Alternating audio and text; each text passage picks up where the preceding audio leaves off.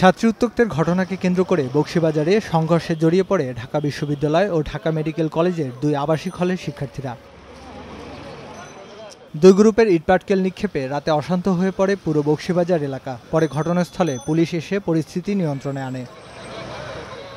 ঘটনার সময় ছবি নিতে গেলে বেসরকারি টেলিভিশন যমুনার ক্যামেরা পার্সনকে মারধর করে।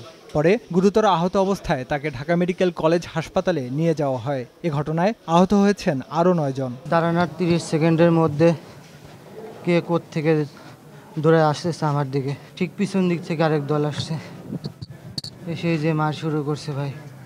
তারপরে কি হয়েছে আমি জানি না। ঘটনাস্থলে আসেন ঢাকা মেডিকেলের অধ্যক্ষ।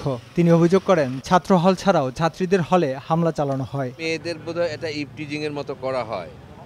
তো এতে কেউ কেউ প্রতিবাদ যখন করে তখন সেই প্রতিবাদকারীকে আঘাত করা হয়, তাকে মারা হয় এবং সেখান থেকে সূত্রপাত এবং বেশ কয়েক দফায় দফায় তারা আমাদের বয়েজ হোস্টেলের ভেতরে ঢুকে আক্রমণ করে এবং সবচাইতে ন্যাক্কারজনক ব্যাপার হচ্ছে যে মেয়েদের হোস্টেলে গিয়ে আক্রমণ করে, যেটা আমরা কোনো ক্রমেই কাম্য মনে করি না। এদিকে ঘটনা তদন্ত করে যথাযথ ব্যবস্থা নেওয়া হবে বলে জানিয়েছে পুলিশ। মিডিয়া তো নয়, সাধারণ কারো গায়ে আঘাত করবে, সেটা আইনের ব্যত্যয় কেউ করবে, সেটা আমরা মেনে নিব না। আইনগত ব্যবস্থা গ্রহণ করা হবে। ঘটনার পর থেকে বাড়তি নিরাপত্তায় অতিরিক্ত পুলিশ মোতায়েন করা হয়েছে। শাওন, সময় সংবাদ, ঢাকা।